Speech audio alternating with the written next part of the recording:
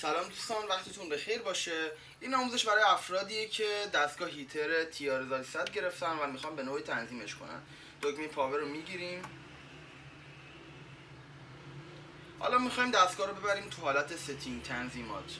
این دوتا دکمه رو با هم میگیریم. این دستگاه 3 تا کانال ذخیره سازی داره، دیتای 1، دیتای 2 و دیتای 3.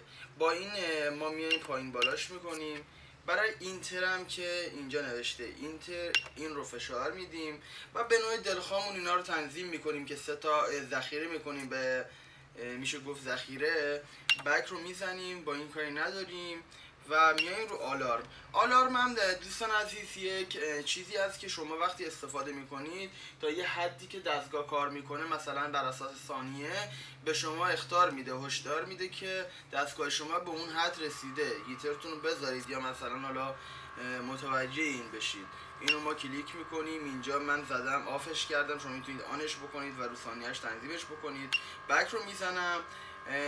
دوستان گزینه بعدی هم مال زمانیه که شما میخواید صدای این کلیک ها، صدایی که میده رو حذف کنید، یعنی بی صدا بکنید هیتر رو.